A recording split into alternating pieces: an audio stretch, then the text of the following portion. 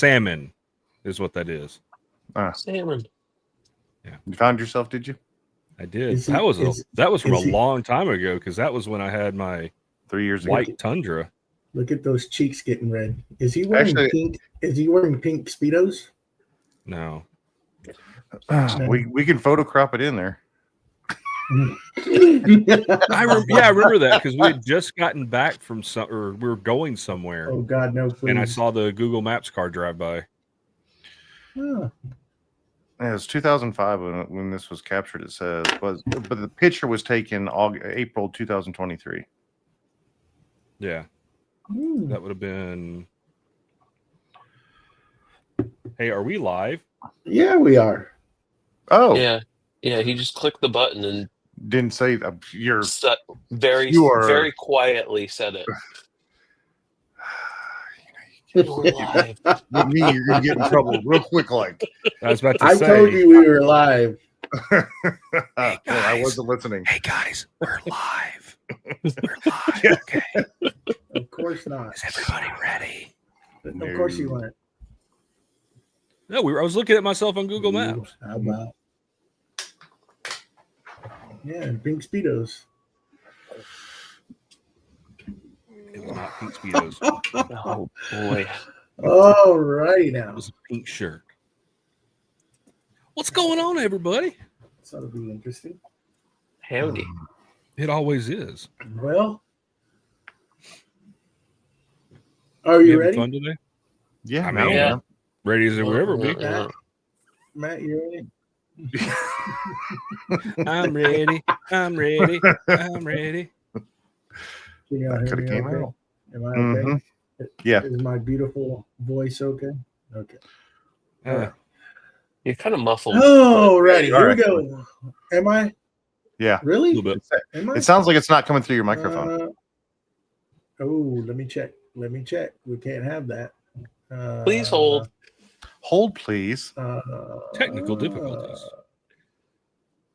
How about now? Now you're coming through your there microphone. you go. That's a microphone. Silky smooth sound.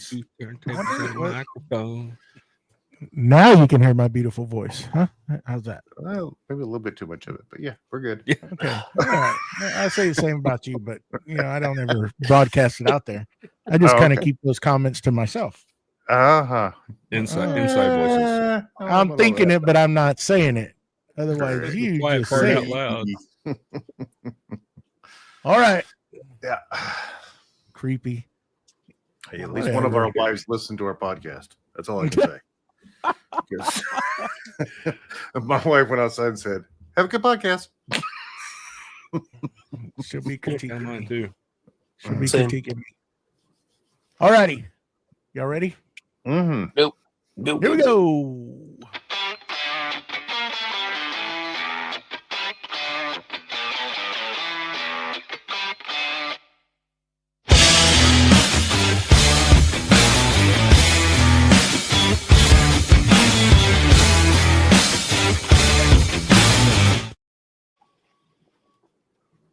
Welcome to Creative Makers Podcast, episode 120. I'm Joey with Steel Blade Woodworks, joined by our hosts, Matt with Wacky Works, BJ with Byroms Custom Woodworks, and the famous Mustachio from the Wooden Mustache.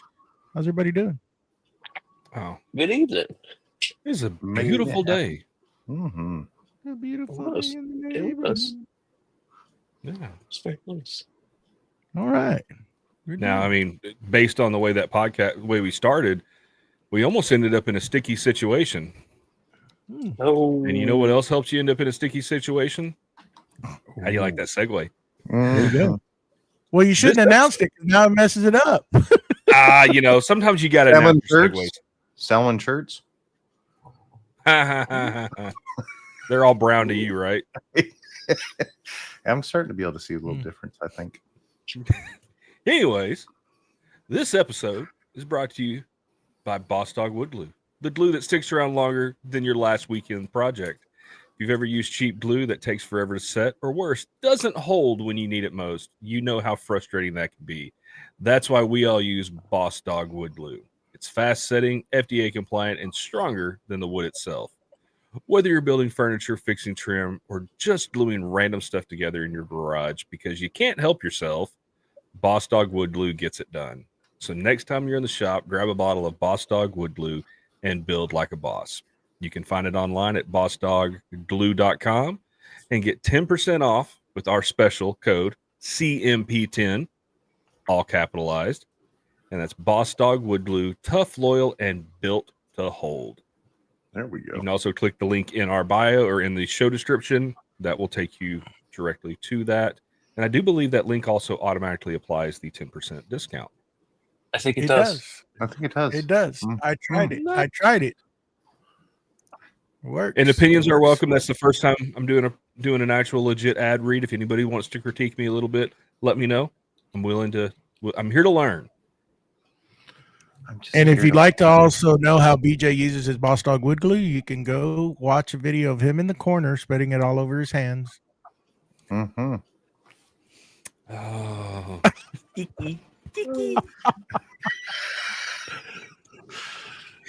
It's kind of funny. That one kind of died.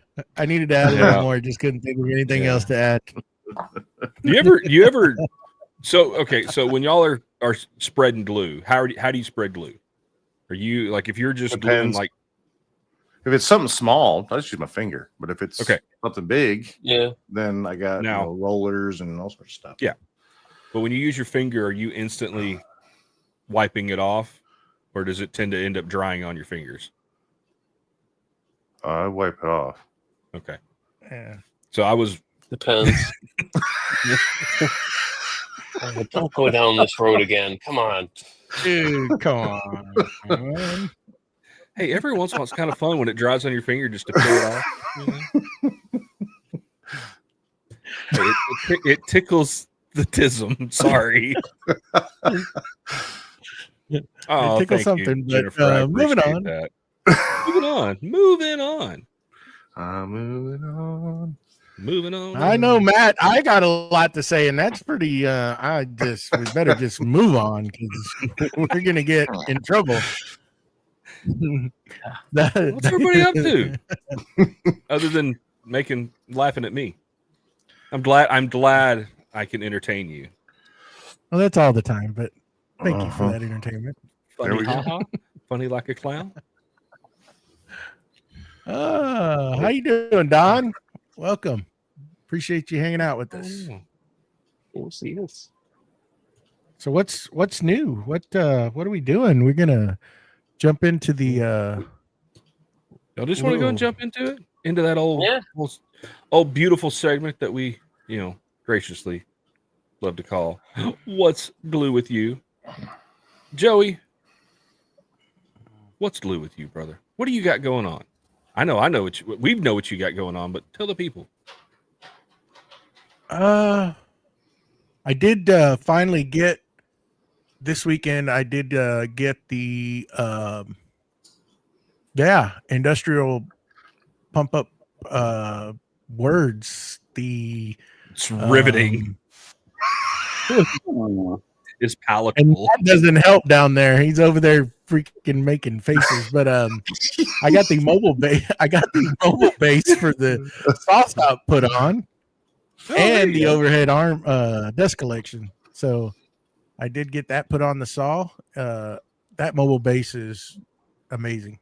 That is a nice mobile base for that table saw. I kind of procrastinated on that because I didn't know how I was going to get it on there, and that saw's so heavy. And I was kind of going through YouTube University, couldn't find anything. So I videoed the way we did it, and it's probably, it worked. The boys helped me lift it up basically. And me and the oldest boy, we lifted up on one side. The youngest boy slid the mobile base underneath it and set it down. So it was a lot easier than what I thought. And it worked. And the overhead dust arm or the overhead arm dust collection, that's going to be cool because it all combines into one dust port at the bottom of the saw. So I just want to do something different because even though that saw has the that shroud over the blade to pull the dust in, there's still a lot of sawdust that falls out of it and ends up in the cabinet, and that's just there. So may come up with some sort of other dust port. So you have the actual shroud underneath the blade of the saw stop, and it's connected with the 4-inch spiral tube on the inside of the cabinet to the port.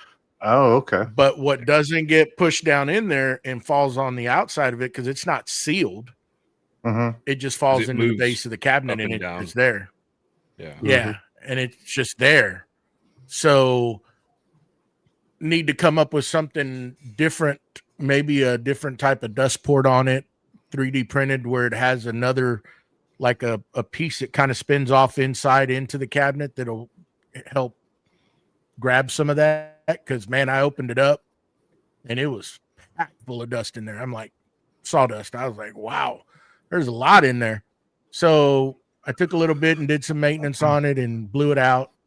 And I didn't have a chance to redo the top on it, but that's going to be on the agenda this coming week. Also, I started building a new outfeed table for the table saws.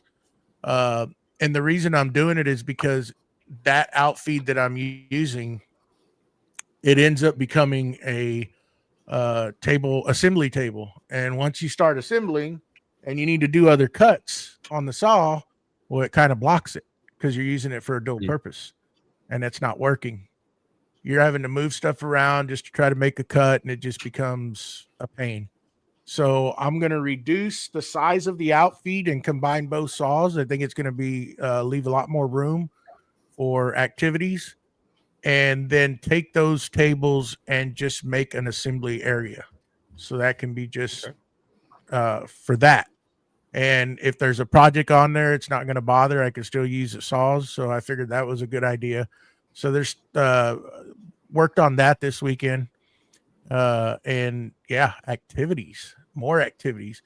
Just trying to get geared up. So when I start working on that bench build, I'll have places to put materials and have places to work on parts, and they're not going to be in the way because, there's going to be, going to have to utilize all that equipment. So I'm trying to get geared up to that because here holidays are coming up, and I go on my big vacation where I'll be off for a few weeks. So I'm going to try to get a bunch of this, as much as that stuff done.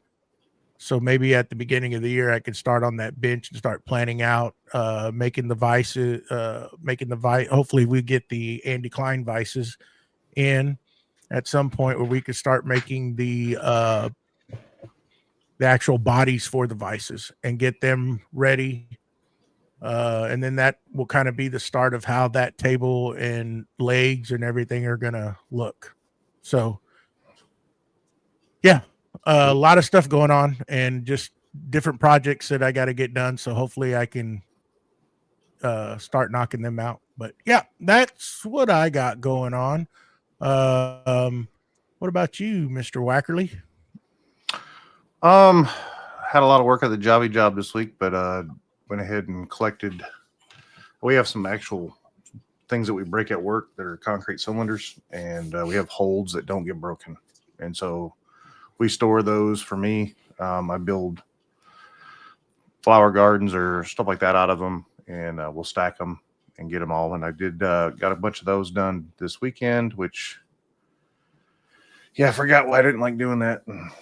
But yeah, because I had 420 times I had to load it, 420 times I had to move it to a location, and then I had 420 times had to stack it. And you squat that many times in a day and a half, and that's a lot of squatting. But anyway, but I also worked on a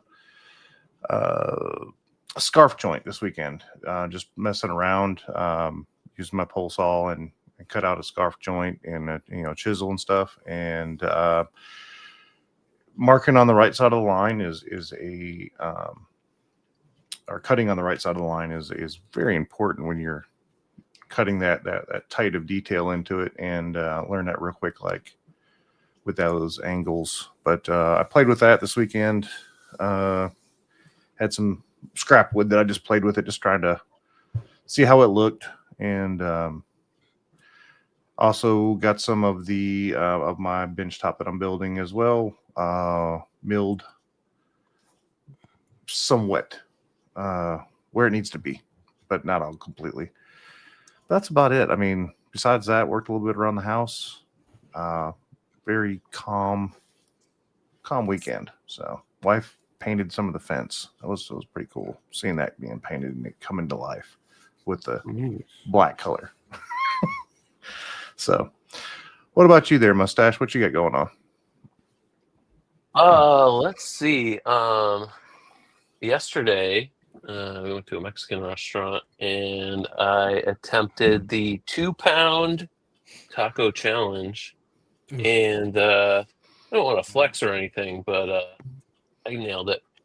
And I get a free taco every week for the next year. Which is it's I can't just have one taco. I'm gonna see if I can work a deal with the bartender that we know and be like, all right, can I come in like every 3 weeks and get like 3 tacos? And but yeah, I wasn't sure if I was going to be able to eat today. That took a long time to get down.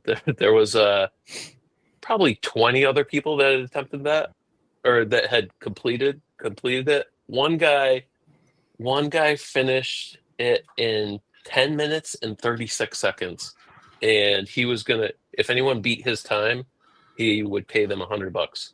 Like, it took me an hour and a half.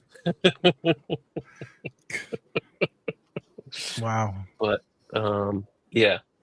So I did mention this last week, and I'll say a little bit more about it. I am redoing the design for the CNC table, as someone we know is upgrading, and I am going to get their smaller one. So I'll have a new CNC in the future. So I'm building the Rocksteady bench as ready to accept that new one. So yeah. I just spent some time past couple days just picking up, getting things shifted around, moving stuff into the shed, and I'm kind of nervous about how much actual space I'm gonna have in that little one-car garage, but we'll see what happens when we get there. Yeah, Victor, I was in a bit of a food coma yesterday. There's nothing wrong with that. Yeah. That's about it for me. What's glue with you, BJ? Well, did not enter any taco or burrito challenges. Did have street tacos for dinner though. Ooh. So I'm a happy boy. You do enjoy some good street tacos. Mm-hmm. I finished the drill press table this week. So Nice. got it mounted up, got the fence, got the dust collection, even drilled a couple holes. So, got that. And in doing that, I was looking at it and I was like, you know what goes great with the drill press table? A drill press cabinet to store all your drill press paraphernalia, I guess. Accoutrements. Yeah. So I continuing my trend of using nothing but scrap wood. Unfortunately, this was the end of that trend because I ran out of material. But I built the cabinet out of 2x6s that I milled down to about 1 inch thick, and then just used some 1/2-inch ply for the drawer boxes and drawer runners, and went and got them all done. And I was like, originally I was thinking about not doing drawer faces, just because, it's a drill press cabinet. Then I was like, I want it to look nice. So went to the big box store this morning when they opened, and I picked up a sheet of birch plywood, 1/2-inch birch plywood, and I actually picked up more than I needed because I was the actual plywood I went to get. I was getting a sheet of birch plywood and a sheet of, or 2 sheets of just regular 1/2-inch ply. That was like half the price. And I get there, and the shelf where they store that plywood was empty. And went and talked to the lady at the pro desk, and she's like, "Oh yeah, I've got like 60 sheets of that in. There's none on the shelf." I said, Nope, there's not. She goes, "Well, it's 8:05 in the morning, and my forklift person is not here, so we can't get it down." I was like, "Oh, well, that kind of stinks." And she goes, what other plywood did you want?" I was like, "Well, I'm getting a sheet of this birch plywood." And she goes, "Okay, how about I just sell you the birch plywood at the same price as this other plywood?" It's like $30 off a sheet. Nice. So yeah, I saved a little bit of money on that. Got a little higher quality plywood, and came home, and You sure have the luck, because I've never gotten that deal. I guess just my pretty rosy cheeks. That must be what it is. It is. Yeah. But, They got my picture on the wall of that store, and they're like, "That's the devil." yeah. Mama said that's a devil. Mhm. And My mama see. alarms go off when I start walking in. Alarms go off and stuff, and they're like, "Oh, here he comes! Here he comes!" But yeah, did that. I took full advantage of the rip capacity of my table saw today, because instead of digging out the track saw and everything else, I just set my fence at 48 inches and was ripping those sheets in half. Even 1/2-inch plywood still is not easy to maneuver around.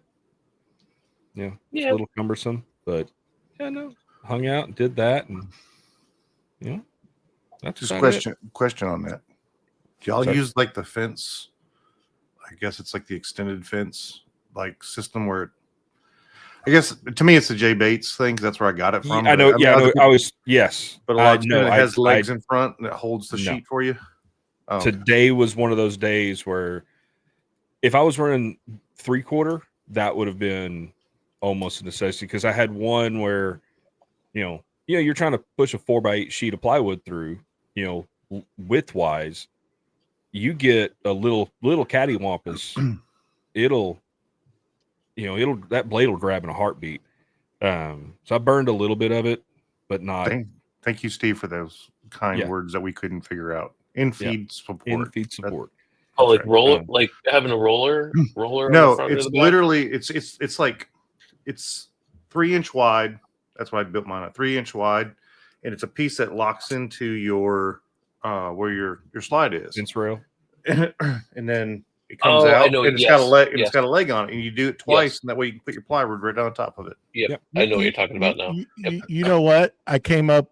It just hit me today. Well, it hit me today because I saw when I was in one of those lovely woodworking stores, the kit that I got to make my outfeed table. You can just buy the legs, and that's going to be the actual fix to the saw stop leg issue. Because if you own a saw stop, and BJ, you have the same saw I do, those legs on the end of that table are junk. Oh, they're junk.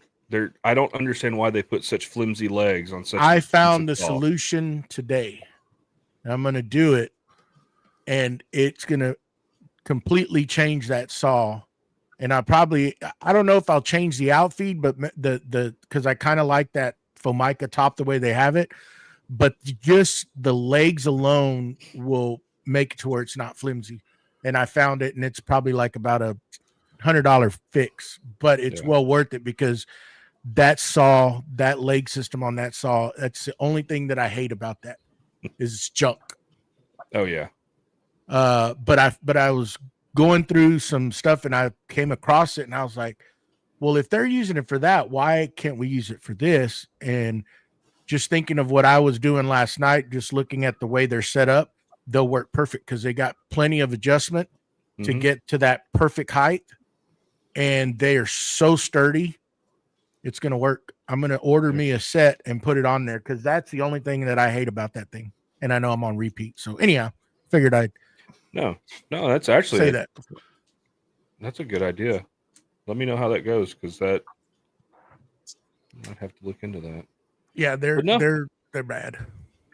Yeah, but no, that's about me this week. I am, just playing in the shop, building shop furniture right now. So That's fun. It is, and I like building shop furniture.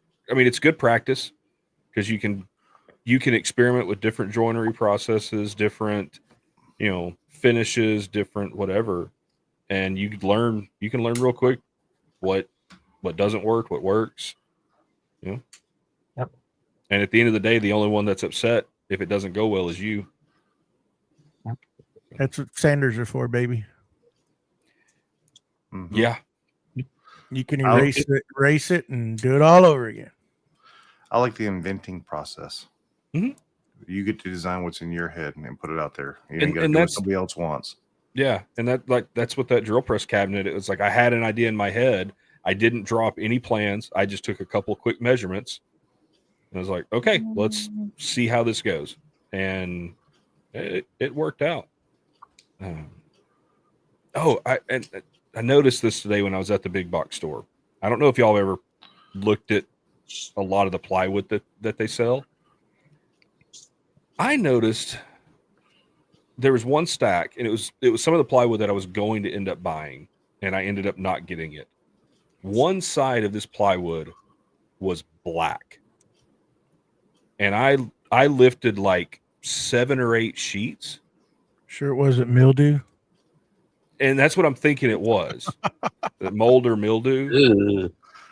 And I'm like, because I was like, I don't want to sand that off because then you're going to aerosolize it. Well, you also don't want to lose your thickness either. Yeah. But you can get to the top layer real quick if you're not careful. Yeah. I was like, oh, yeah. Seems crazy. I mean, but then again, I mean, they're coming in on uncovered trucks or. Well, they sit behind the store forever until they're ready for it. Yeah. So. I mean, you could go back to the one that's down here where I'm around, and there's stacked to the top of the building. Yeah. And it just sits back there till they're ready for it. It just seems crazy. And it wasn't high-end plywood. It was the cheap stuff, but still, it's like, yeah, it wasn't dirt. You'll notice that like the high-end stuff or what they call high-end is all wrapped in plastic, right? Yeah. But that's just down here. That's just holding moisture because the humidity is just building up in there. So that top one is probably junk anyways. It probably just grows in there with just the moisture holding in that from the morning dew and the humidity at night. Oh yeah. I wouldn't doubt if that's what it was. I've never seen anything with a black surface like that, unless it's something new they're carrying. But no, this wasn't like a finish. This was like either dirt or like a mold or mildew or something growing on it. Now that I've seen. Yeah. That I've seen picking up sheets, going through sheets. It's like, yeah, no. I've seen 2x4s and stuff that were just black from all that. And it's like, yeah, I'm not buying that. I'm not putting that in my house. But anyways, well, y'all want to get into this subject, or anybody else got anything they want to talk about? No. So tonight we're gonna talk about how do we want to put this? The title says inspiration or imitation. So how far do you go before they're going to say you're copying somebody on a project, or that you think you're copying who wants to? So I'll start it off with and I'm going to butcher this quote, but I saw this the other day, and pretty much comes down to there are no new ideas. Everything is a copy of something else in some way, shape, or form. You know, when you look at it. But the way I look at it, the way I feel when it comes to, you know, anything we do, whether it's building cutting boards, cabinets, dining room tables, whatever, with where we're at in the world of social media and everything else, every project you work on, there's going to be some form of inspiration from somebody else. Now, I look at it as if a customer comes to you and says, hey, here's a picture from somebody's website. This is the product I want. I want you to make it for me. That to me is the line. It's like, no, I'm not going. If you want that, go buy it from them. I will build you something similar using inspiration from that project, that product, but I will not directly copy that. Yeah, I mean, you're not gonna be able to duplicate it to the T, right? I mean, of course you're gonna put your spin on it, but if they want, like, I agree, if they want that product, that specific product, they need to go buy it from them. Yeah.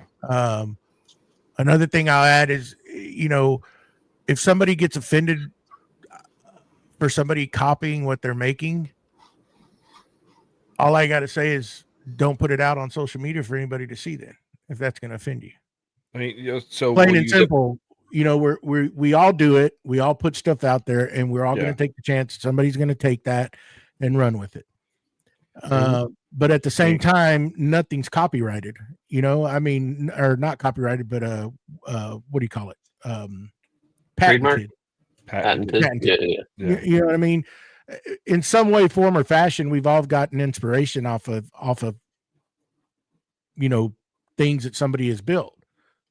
I take that as a compliment that somebody liked my stuff so good that they're using bits and pieces or making it. I mean, you know, I put videos out, and, you know, there's some stuff that I don't put out. That's just me. If I don't want nobody to see what I'm doing on a certain product that I might put out there, then I'm not going to show it. And there's a lot of stuff that I do put out, and I don't care if they use it. I'm still going to do it, you know? Yeah. I mean, that's the nature of the beast of what we're doing. I believe, you know, I mean, cutting boards, you know, that's been a thing that I've heard talked about so many times. Cutting board's a cutting board. I mean, everybody makes them, you know, you put your spin on them, you do your juice grooves different or whatever. I mean, it's juice groove. It's a big deal. You put a handle on them. I mean, am I right or am I wrong? I mean, tell me. You got a different opinion. Right. I mean, it's a cutting board, piece of wood, you cut meat on. I mean, or whatever. I mean, everybody makes them. Yep. I mean, they're all going to be a little different, but I don't see why somebody would get upset if, you know. To me, the only one that I've seen that really just, I don't know, it kind of irked me. Y'all remember when the river table stuff was really big? Yeah. And there was, I can't remember the guy's name, and I wouldn't say it anyways, but there was a creator out there that trademarked or attempted to trademark the phrase river table because he claimed he invented the river table. Now, granted, his were glass, not epoxy, and that caused a big uproar to the point where he was threatening, like, if you used like hashtag river table in your Instagram post, he would, you know, he was threatening people and stuff like that, going after people's websites because they were saying they were making river tables, you know, and it ended up just going away because he got a lot of bad publicity, and it actually ended up affecting his business because people just didn't want to work with him after that. Yeah, it's a bully. Yeah, and it's, you know, and I get it, you know, he wanted to make some money off of it, but then again, it's like, dude, like no river table that I make is going to look anything like what you're making. It is what it is, but I don't see I how mean- the patent office or copyright, whatever you want to say, would approve something like that anyways. I mean, because there could be so many variations of that. yeah. How would that get approved anyways? I mean, did he He actually get did get the trademark on the phrase on the term river table. oh wow, really? Oh. Yes. Yeah. And I actually, because at the time I was advertising that on my website and I got a cease and desist and was told to remove, I cannot advertise my tables as river tables. I was like, no, okay. And I, I was really into this. I didn't have a lot of buying power on it. So I was just like, and I reached out to my lawyer and I was like, hey, what do you recommend? He goes, I recommend you removing the phrase river table off your website. It's easier. Just, call it an epoxy table or whatever. And now, like, that's not even a thing anymore. You see it all over the place. Yep. Now I get like, There's always a bigger fish in the pond. yeah. Now, I mean, but you look at other things like, our buddy Tyler, the stuff he makes, a lot of the stuff I do believe he is getting the patents on several of the things that he's making, and you're never going to prevent copycats, but he can prevent them from making exact replicas of what he's making. I even saw Rob from Brew Builds. You just bought his dust thing for your rigid sander. A couple days ago, I saw somebody else selling almost the exact same thing, and I sent it to him, and he's like, "Man, it is what it is at this point." I mean, it's kind of like, take for instance, 3D printed items. Yeah. You'll see, the big battery push, the big track saw track holder push. I've always designed my own. I've never taken anything. They're 100% designed, but does that mean that somebody is not going to buy that product and take it and get specs off of it and then start building it themselves identically? Maybe, is a foreign country going to take that, mass produce it, and sell it at a cheaper price? Sure. Yeah. If they see a good market on it, they're going to do it. It comes down to, I feel that when stuff like that goes down, it's like who has the bigger pockets to win that. And if it's not within the US, I mean, I don't know what can be done, but at some point, the cost is going to be cost. I mean, it's going to be way up there. Is it even worth trying to pursue something like that?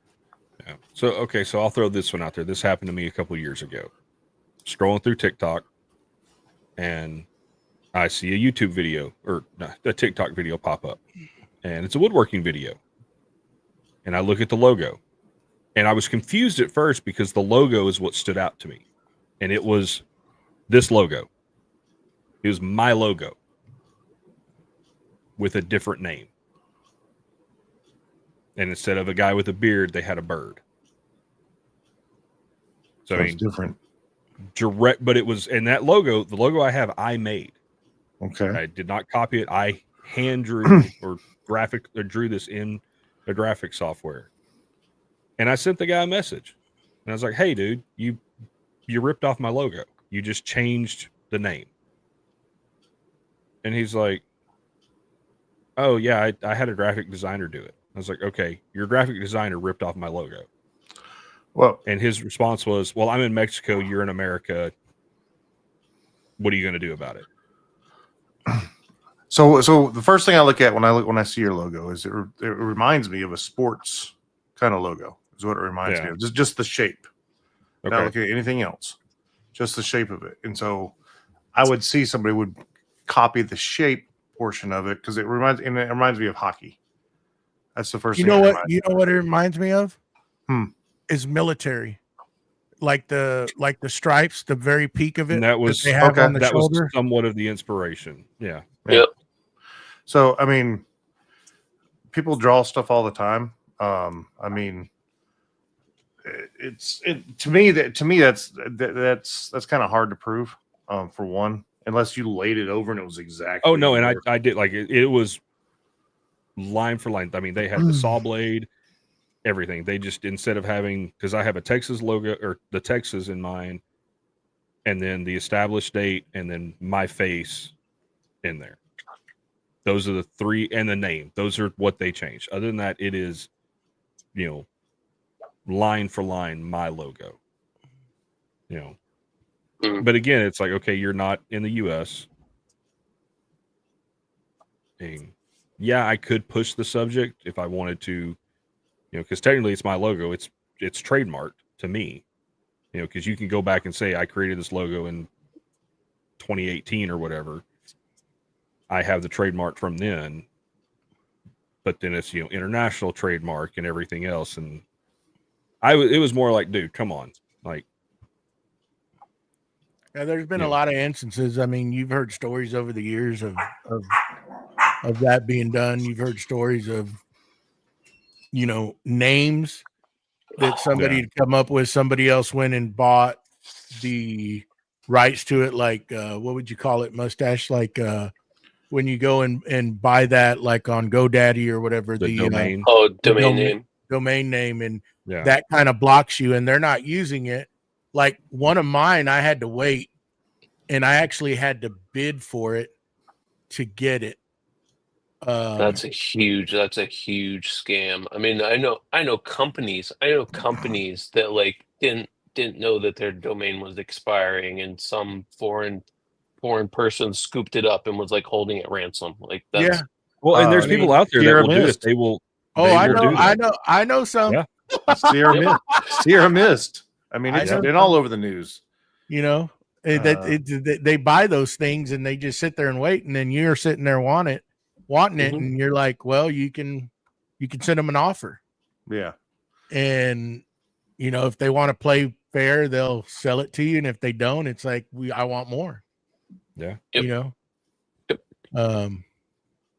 I think that's what was kind of like. I think, wasn't that the Wood Whisperer? If I remember correctly, back in the very beginning, he was one that there was a guy that had the same name, and it finally, I think the guy, if I remember the story correctly, the guy finally went out of business or something. Don't quote me on this, but he ended up having to go and finally purchase that, and the guy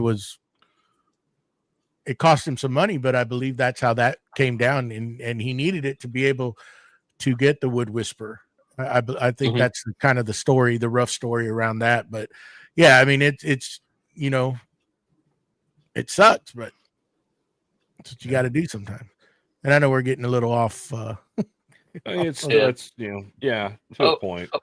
I'll bring us back. So I was on a call a couple of years ago with this guy Mark, and I think he had just gotten a new X tool diode laser, and he was showing me how he does tumblers and everything. So with the diode, it's just a 400 millimeter by 400 millimeter machine typically, and then you have the honeycomb as your bed and everything.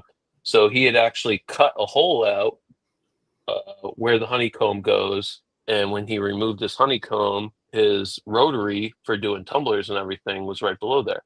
He didn't have to like use risers on the corners and all that weird stuff that some people have gone through and stuff.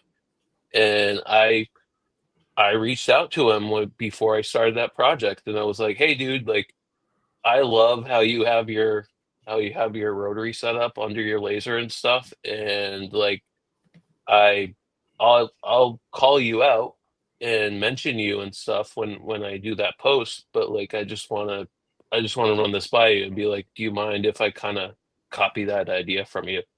And I mean, I think that's the biggest thing, because I mean, everyone in the community has awesome ideas and stuff, and we want to grab each one of those and stuff sometimes. And I think if you're upfront and reach out to them and just say, hey, I love this idea. I mean, before it goes down the rabbit hole where people in the comments are like calling you out and like, oh, you stole this from so and so, and like before that even happens, like jump in front of it, mention that person in the comments, like get ahead of it, and like. But I mean, what was it? Imitation is the biggest form of flattery, or something like that. Yeah. I mean, I take that. So, Matt and I are building workbench tables, right? We're going to build hand tool tables. And what's the first thing that anybody's going to do before you start a project? You're going to go on YouTube University, or you're going to go through the socials and start researching and finding ideas. I mean, hell, I do it all the time. But am I going to copy it verbatim? No. I'm going to put my twist on it. Put your spin on it. Yeah. I want just to get ideas and let it start. The squirrels start working in my head and figure out what I want to actually do. And it's going to be a combination of a bunch of different workbenches that I've seen. And I still got to throw it down. I still got to make it. I've got an idea in my head and what I vision for it to look like. And I'll be honest, y'all know that I'm making some bench dogs. I got the idea from Nick Padula when I watched his video. Mine are going to be different, but he gave me the idea. Yeah. Am I stealing it from him? Would you say I'm stealing it? I don't know, maybe part of it, but I'm making my own spin. I'm not doing them out of wood. I'm doing whatever. There's other things out there that are the same thing. Yeah. Is there a patent on those? I don't know, but I'm about to find out. If somebody calls me out, then they call me out, but it probably do a little more research and figure it out. But you're making them for yourself. You're not going to sell them. At some point, I'll probably market them. Why not? Yeah, Why wouldn't you? I mean, it's just like anything else that's out there. My track saw holders, my battery holders are a dime a dozen. I've designed all my battery holders and I 3D print them. I sell them. Have I seen other items out there? I'll tell you that Keith from Blackthorn Concepts, we were sitting one night and he gave me the idea of the double battery holder, and he doesn't want any recognition, but we were sitting there and he said, man, if you could just come up with something. And while we were sitting there talking, I designed it and here it is. And I've taken that concept and done it for all 3 lines of batteries that I have. But, he did give me the idea and I do give him the credit. I designed it myself with my own software, but the idea was, he just basically said you need a double battery holder compacted. So is that considered stealing that from somebody? I don't think so. If you actually design it, you can tell me about something. You can tell me about the atom bomb, and it was never invented, but now I go invent it and design it. If you split an atom and it does this, and I go do it, well, I'm the first person to do it. Just because you had the idea, you can't patent an idea. Well, you can, but if you did it and then you actually did the research and designed it yourself, that's yours. I mean, there's a fine line, and on a lot of these things, I mean, there could be somebody just like BJ, you were saying with the river table. Somebody gets that and they want to go trademark that name, just like Coca-Cola or whatever, right? And it's possible, and you just got to kind of pivot and figure out what you can do. The stuff I'm going to build is going to be different. It's going to have my spin on it. If somebody wants to come fight me, well, then let's fight. Let's figure it out. I'm up for it. But it's one of those things. It's like we're doing this stuff again. If I don't want you to know what I'm doing, I'm not going to put it out there for you to know. Exactly. If you're putting a video out, you're wanting people to come watch your video, and they're going to get ideas, and they're going to go and spin it off and do their own thing. And then you want to come back and get upset and say you're copying me. I want rights to that money that you're making off of that. And I just, I mean, the law is a different animal. It is what it is, and we all got to deal with it at some point, I guess, when doing this kind of stuff that we do. I don't know. What's your opinion on it? Come on, give me some kickback. I mean, I do say, like, if the project you're working on is inspired by somebody, I see nothing wrong with in the comment or in the brief about it or whatever saying inspired by so and so. And I've done that in the past, and that person, whether they're a big name YouTuber or big Instagram or whatever, they've commented and said, "Hey man, that's awesome. Yep. You did a great job." It's like, cool. I had it happen, when I was doing all the epoxy skulls. Once it took off, I saw it everywhere. And I had a few people that were gracious enough to say, "Hey, this was inspired by this person." And then others, whatever. I mean, they were people making skulls before I started popularizing it. Yeah, I mean, I'll if I do something wrong, I'm too honest. I'm not gonna dance around something. If I did something wrong, I own up to it. Yeah. But if you want to come, I'm gonna call somebody out. If I got inspiration from it, I'm gonna give them credit for it. I'm not gonna try to take credit for anything that I did not do 100%. Never will. Never been like that, and I'm not gonna do it. That's just who I am. But it's kind of, I've seen a lot of things happen over the years of being part of this, and there's a lot of them that come to mind, and people get infuriated, and that cancel culture and whatever, right? And it's like it's if, again, I always go back to it. If you don't want nobody to know, don't put videos out, and that's detailed videos of how you're building it. Yeah. I mean, don't do it. But even saying that, I can look at a picture and make my own version of it. Is that considered copying it? Is that considered being a copycat? Okay, so is the person if the person that you're the project that you're doing is inspired by, say, random YouTuber, okay, they're selling plans for that project, whether they're $5, $1, whatever, $300 plans. And I'm with you, Joey. There's a lot of times I can look at those things and go, I can do that. Because for the most part, if you know the measurements, you know how to do it, and they're walking you through step by step on how to do it. All their plans are giving you are the exact cut measurements. That's really all the plans are doing for you. They're giving you the cut list.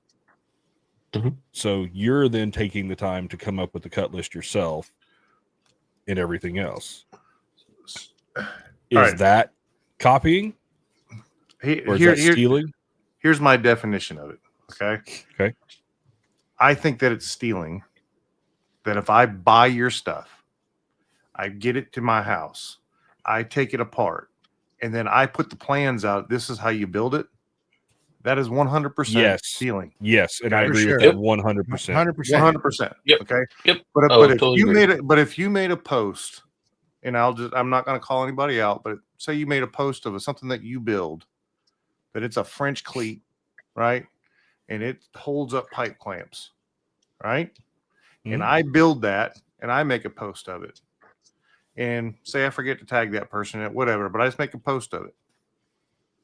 I didn't steal your stuff. I looked at it and went, that's pretty cool. Let me put my own little flair on it, and I do this. Yeah. Yep. That's mine. Yeah. I built that. It was yes, you did. You had an idea about it, and yes, you have it on there, and yes, you build it, and yes, you sell it. That's great. I'm not selling it. I'm just showing you I built this, and this is what I came up with. Yeah. Because if that's the case, every toothbrush that's out there, everything that's out there can be considered copyrighted. and it's not. Yeah. Yep. It's just not. So I'm going to go back to the plans. So, I bought Mark Spagnola's bench plans or his video deal, right? Mm-hmm. I bought the rights by buying that, but I'm not going to turn around and sell that bench. I'm building So it that for myself. that's what I was Right. where I was going to go. Okay. is Right. If you buy the plans and then start mass producing that product, Well, yeah, that's stealing then, That's of course, stealing, yeah. 100%. But I have no intentions to doing that. I bought it, but I'm still not building the same thing he built. I bought it to educate myself on how these things are done. And then I'm going to turn around and put my spin and build it the way I want to and how I'm comfortable doing it. Yeah. Right. But I'm not going to sit there and do it step by step and build his bench. Yeah. It's not what I want. Mine's going to be different. Mine's going to have different vices, but I bought the right to copycat that bench. but Is the way I look at it. someone like that is putting those plans out, like Mark or Bob from I Like to Make Stuff, or any of those YouTubers that are putting those plans out, they're already putting that out with the assumption that you're going Of to course. copy their product. Of course. And he's got pictures on his website of people that have built that bench and they put their little flair, and that's what he wants. So He wants you to do that. But reel it back in, because I think really the discussion more or less lies in you. And so the inspiration for when I brought up the subject, I was watching a my mind went blank and I feel bad now. Keith Johnson. I was watching Keith Johnson, and they were building a shelf, and they found the inspiration on like Pinterest or somewhere. Mm-hmm. And he talks about like, where's the line between inspiration or imitation, and I look at it as if you look at a product online and you make a millimeter to millimeter copy of that product, that is imitation. You are copying that product.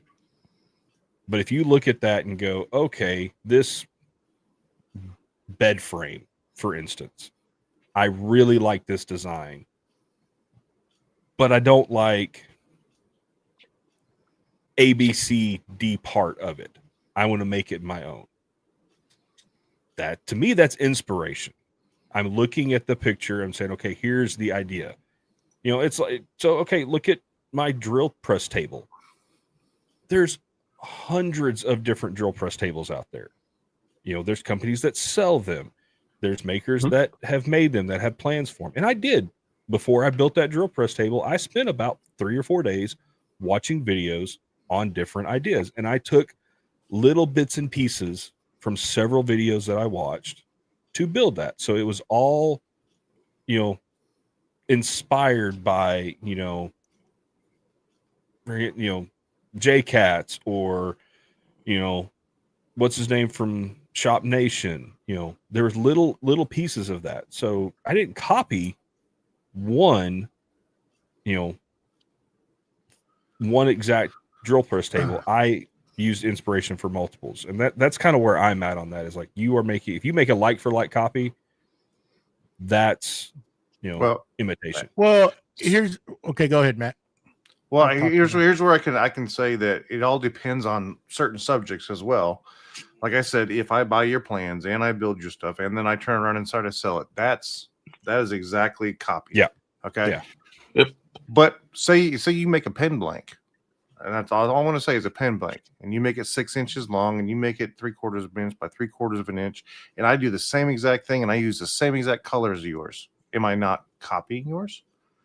But you can't, because it's going to come out different because the colors are different and it intertwines different and it twirls different, whatever. You can't. I mean, to me, it's totally,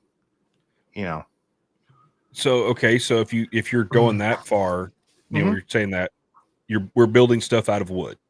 Yeah, we're not metal workers. We're not custom car builders. We're not using paint. We're building things out of wood. Mm-hmm. Challenge me if you want to in the comments or whatever, but I guarantee you there are no two natural pieces of wood that are identical. Of course not. Of course not. So, But what we're saying is measurements, design, everything's Yes. exactly the same. but if you really want to go that in depth with it, nothing is actually a copy because nothing is the same.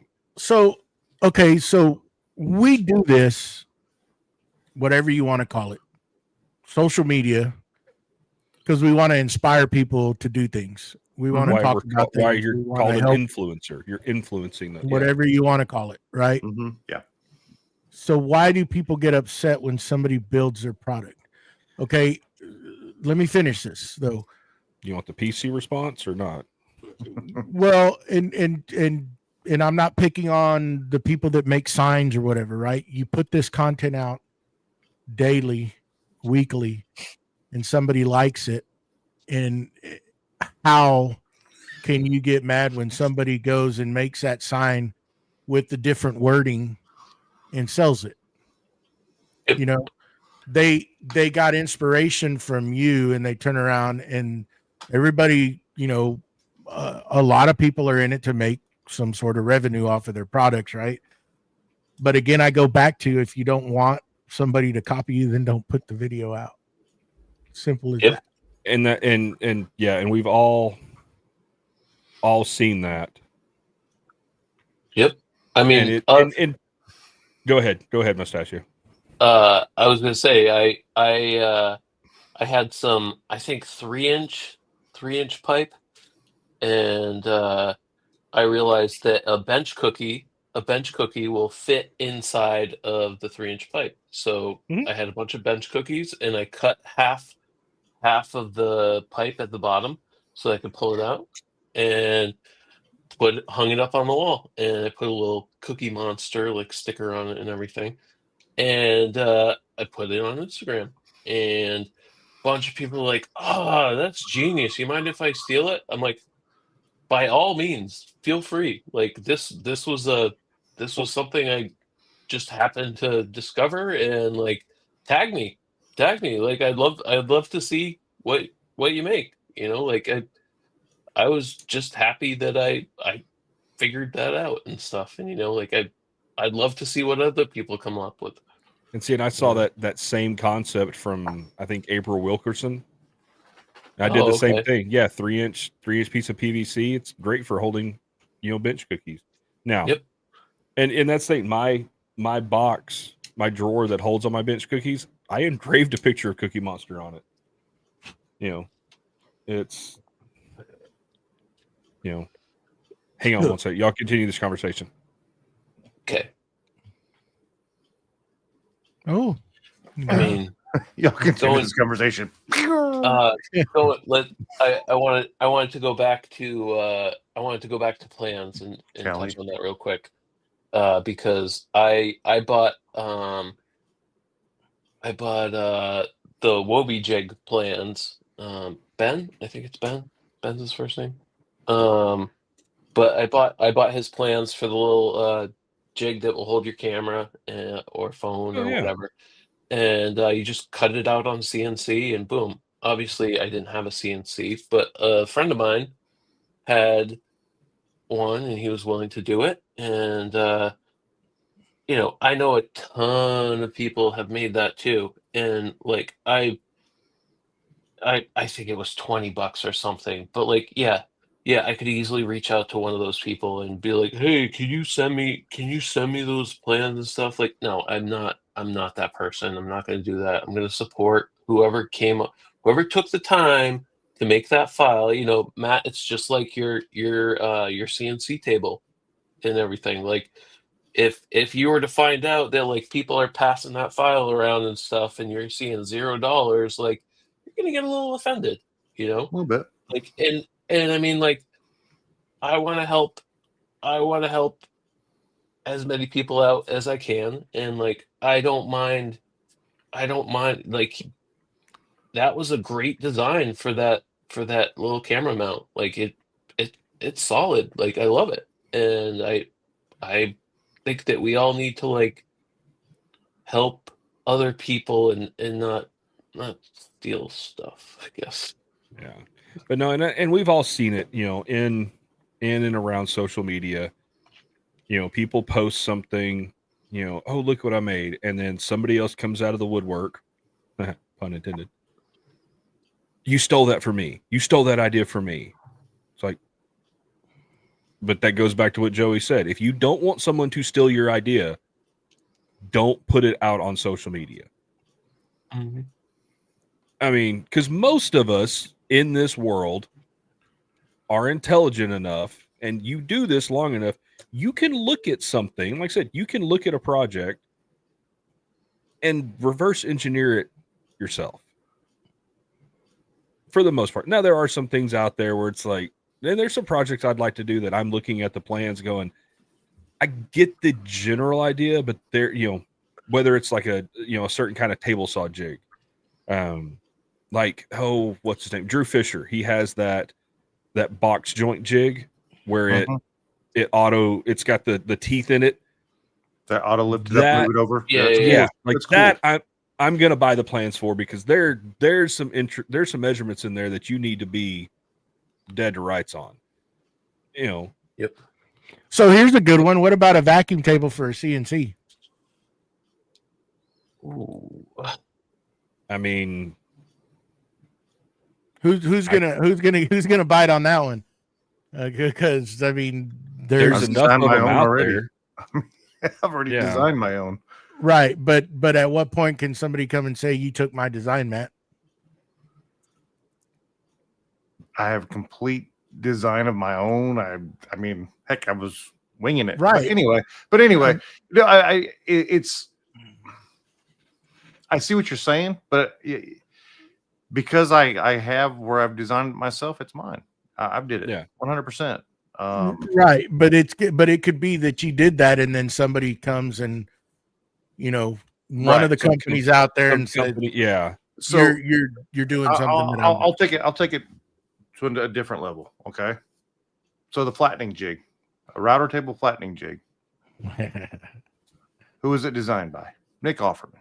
Okay. He's the one that did it. It was in the books in the 80s when he designed this thing, came up with it when he was cutting out cookies, and he wanted a way to flatten them out bigger because they were too big for him to flatten out by hand with a hand plane, doing end grain. That's what he designed it for. And then all of a sudden people came up and he says, I was really amazed to see, I was glad to be able to put it out there. I was on Fine Woodworking, this, that, and the other. And then he started talking, about how amazing it is what other people have come up and designed based off that. He says, it's great. I was glad to see what people came up with. I wasn't mad because other people started doing it. Now, what I would be mad is if somebody took my exact idea that I patented. Yeah. And then did something about it. Okay. So, if I didn't patent that vacuum table, then yeah. I don't have any rights to it. But if somebody come up with their own idea and they say, hey, this is what I came up with. Cool. That's what you did. And I think at the end of the day, like, you're making it for yourself. You're posting it on social media to show off to your friends on social media. Hey, look what I made. Mm-hmm. I mean, and even before the world of Instagram and Facebook and TikTok and all this stuff, we had woodworking forums. We had, all that stuff. And people were posting that stuff there. And there's probably since that time, there's been people getting butthurt because, oh, you ripped off my design, or you copied my design. At the end of the day, and this is just kind of where I'm at, kind of the hill that I'll die on. If I'm not replicating to sell your product, you don't have a leg to stand on. You can get mad at me if I build something that is similar to what you made. You can get upset. You can call me out on social media. You can do whatever you want to. You can rally your followers to attempt to attack me. But on my side, if somebody, like when I post the final video of my drill press table and somebody makes an exact copy of it, okay, cool. Awesome. I just, we're all going to get inspiration from somewhere. Like I said in the beginning, there are no new ideas. Hey, but it's flattering. At least somebody's copying what you're building. I mean, I've never had that problem. And I've had people send me messages. Oh, hey, this person, copied what you're doing. Okay. I'm going to go look at it and comment and go, dude, that was awesome. That looked great. I don't care. Now, if you take something I did that was a one-off for me or for one of my customers, and you try to sell it and profit off of it and mass market it, a little bit of a different discussion. Yep. But and you're never going to stop the people from getting their feelings hurt. People are going to get their feelings hurt. And well, I mean, it's just like I forget who it was, but they made some drawers and they put a mustache, and the mustache was the drawer pull. Mm-hmm. And I had probably 25 to 50 people send me that reel, and I commented. I was just like, oh, that's awesome. Like, I do that a lot. I mean, shocking. I do that a lot on like even on my miter saw that the top opens like straight up. Like there's a big mustache right there, and that's where you grab and you open the cabinet. Like I don't feel like I own that. Like, I mean, you're not the only guy in the world with a mustache. I'd appreciate if that person that made that had a mustache, but I mean, so that is what it is. She might have, you don't know. So, I didn't say that. I didn't say. I purchased a bunch of skulls that were drawer pulls. Okay, and it had a bunch of different stuff in it and stuff. And then the person I purchased it from, I'd purchased like 25 of these things. Okay. And at that point, she hit me up and she goes, listen, you're spending a lot of money. And I appreciate it. But she went ahead and sent me the actual silicone jig for it, the actual jig to set the inset into it and everything. She sent it over to me. And I ended up buying 2 more skulls from her that she had because she had some dragons inside, clear with dragons in them. I thought that was pretty cool. But yes, it was Skull Inspired is who it was. But she ended up sending me the whole silicone mold, everything. And I told her I will never sell these, but appreciate it because I had another like 25 to do. But yeah, that was pretty cool. I mean, sometimes people are cool about it. They'll send you the stuff. Yeah, and I've had people reach out on the skulls, and they're like, "Hey, I hate to ask you this because you sell them, but I want to make some, for friends or family or whatever. Can I get some advice?" It's like, well, yeah, I actually have a video that walks you through step by step how I make it. And I got some backlash from people when I put that video out. They're like, "Wait, you sell this product? Why are you putting this video out?" And it's like, and I put the video out as the trend was starting to fall off, as sales were slowing down. And one, it's like, I don't do this internationally. So if there's international customers that, people that want to make these, that's awesome. And it was also because I'd seen a lot of advice out there in the world on doing those molds or using those silicone molds and stuff like that. And it was just really bad advice. It was causing people to ruin pours. So I wanted, to put it out there and say, hey, look, I have done enough of these to know how to do it. I've done enough wrong to know how to do it right. Let me show you the right way to do it. And it's, if you want to take my idea and run with it and sell them, cool. I don't own the rights to that. And like I said, I was not the first one to do this. There were other people before me selling skulls with stuff embedded in epoxy. I mean, that's just the whole. Allegedly. Yes. That's just the whole realm.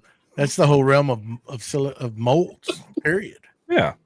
There's companies out there that sell them, some better than others, but then you come around with the CNC and you make a mold of whatever coaster mold.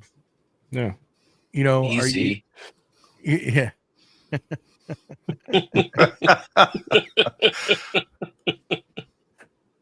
I wasn't even going at that angle, but I amaze myself sometimes. Maybe it was just, telepathically or something That's a trigger. That's a trigger word for me, Joey. Yeah, I now realize that. But anyhow, I mean, they're a dime a dozen out there. Yeah. I mean, there's been some dilemma throughout the community over that. Yeah. They come with benches sometimes. Yeah. Depending on the person who's making them, but yeah. No, not coasters, signs, Matt. Oh, yes. sorry. Get it right, Matt. Come on. Sorry. Hit me up in the comments on it. We haven't messed with them in so long that, Apparently, you can get boxes of borax with a bench attached to it too. Exactly. Those are very pricey, I will say. I bet they are. Very pricey. Hard to use too. Oh, I think we beat that horse long enough. Yeah. We're all inspired by something, whether it's nature, architecture, our fellow friends on social media, our fellow frenemies, or whatever you want to call them, on social media. Hey, go watch my videos and copy everything. Just mention me. Well, I mean, and we've all copied Matt's video, because I understand he has the trademark on the arm cam. Man, but we've all done it. I'm sorry. I was watching a video this week and somebody did the same thing this man did. And I was like, I wonder if he watched Matt's video and took advice. Hey, this is no joke. I watched one of Steve's videos here recently and he showed it to me and he had the Boss Dog wood glue sitting there and everything he was doing was behind the bottle. The camera was focused on the glue bottle. Everything he did was right behind the bottle. Oh. 30 seconds of Boss Dog advertising with the project in the background. If you buy this, we've all done too. We've all done that. Set a camera down, set it up, and it's like, all right, it's focused exactly where I want it. Exactly. And then something happens, and that focus changes, and it's like, thank you for focusing on the edge of my table saw, not on the blade. Or you change position and you completely block the shot. That's great too. I've never had that happen before. Yeah. Oh, never, not even once, not even one letter. Or you show your belly button. Yeah. Yeah. It's all about product placement. Yeah, that's true. It was great. Yeah. Oh my goodness. He was my boy was helping me unload that joiner. And I think I was on the phone, but I was recording. I don't know if I was on the phone with y'all or not, but I was recording. And I walked by and he was acting like a plumber. So I grabbed something and inserted a coin down. Oh, Cha-ching! What do I get for a quarter? He was like, hey now, don't be doing that. I said, pick your pants up, boy. oh my goodness. Luckily the camera didn't catch it because that'd have been a good one. Oh yeah. That was funny. Sometimes, anyhow. Well, belly button. I have some amazing people out there that I would like to thank for helping us support the old podcast. And I will start with Don from What's Next Woodworking, Victor from Whim Design, Tyler from Forge 3D, Steve from Steve I Design, and Mike from Lido's Woodshop. We thank you and everyone else that is supporting us. And if you'd like to join the crew, we got a giveaway coming next week. And you can go to patreon.com/creative makers podcast, pick your tier, and we thank you in advance. And remember, we got a week left. 1 week. for the Uno. Creative Makers Build Off. 5 days. 1, 2, 3, 4, 5. Yeah, 5 days. One business week. There you go. Yeah. Yeah. Yeah. One There you business go. week. All you got to do. You got 5 fingers. Well, most of us have 5 fingers. I can't count to 5. I get 10. I need to use. I get 10. Hold on, let me take my actually. shoes off. Please no. Hey, you're lucky I have pants on. Mm-hmm. Ooh. Anyways, We're supposed to 5 have days pants. left Back on track. to get your project in for the Creative Maker Build Off, brought to us all by that beautiful company, that beautiful glue company, Boss Dog Glue. I can't talk now. God, No, you Words are can't. hard. Write words it are down. really hard. And all you got to do, build you a project using Boss Dog Glue. Doesn't have to be the wood glue, can be the CA glue. Mm-hmm. Post it on Instagram, tag Creative Makers Podcast as a collaborator. You can tag Boss Dog Glue, And all of us. but tag us as a collaborator. That gets you The entered to win. podcast. The The podcast. Makers The Podcast. Yeah, that's what I said. Creative Makers Podcast. Right. Get it in by Halloween, October 31st, for your chance to win a gift pack from Boss Dog Glue. And maybe some other cool things. And Mr. Boss Dog said a huge gift pack on Oh, his a huge Huge. gift pack. Huge. Huge. Huge. Huge. huge. It's gonna be huge. Huge. And With a capital speaking about Mr. Nick Boss Dog Glue, he reached out today and he also said that coming up for the holidays, he's going to have a big, huge Huge. Black Friday live event on his YouTube channel, giving away Ooh. glue and extensive discounts and tools. So stay tuned for more on that and go check him out. He'll be relaying that information where we'll broadcast it out to y'all, and he'll be doing it from his page. But that sounds like a very interesting day that you don't want to miss. That's going to be pretty fun. Just go hang out and see if you win something, get discounts, win some tools, win some glue, so that you can enter next year's Creative Makers Boss Dog Glue. Words are bad Glue. today. Glue. Glue. Build off. Glue. Glue. Anyhow, and please remember to head on over to iTunes or Spotify. Download. Excuse me. Leave a comment. Leave a comment. Leave a comment might below. We might even start reading some of those comments. You never know. Talk to me. On the podcast, I'll not just come reading back. them. You know. So let's do this. Okay. When this ends, go back in there. You got to jump out and then jump back in, because if Mhm. not, it's going to put it as a live comment.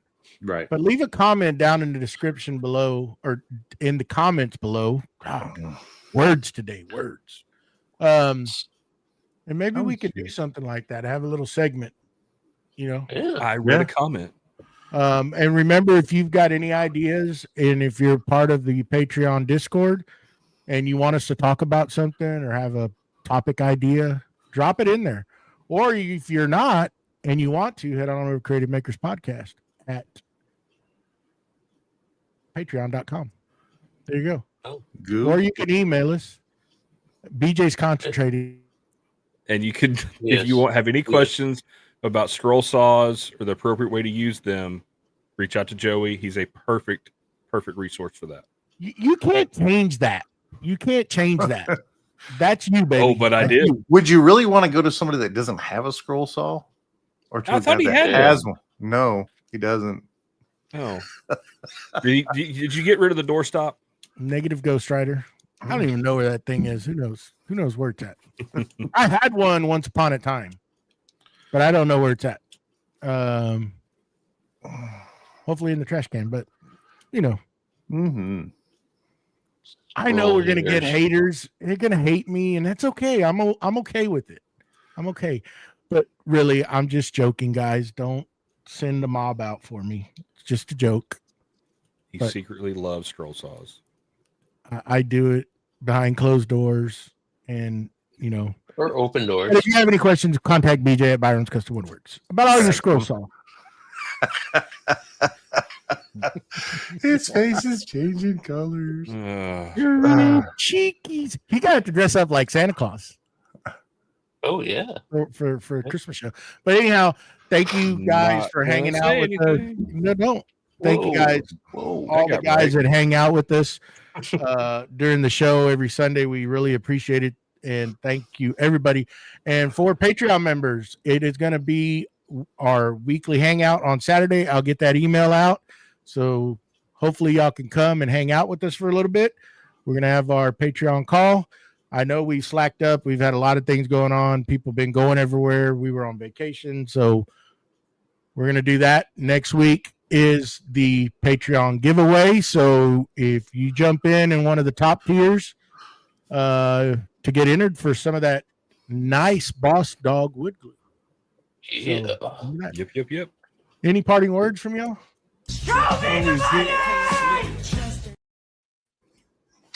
I was reiterating this.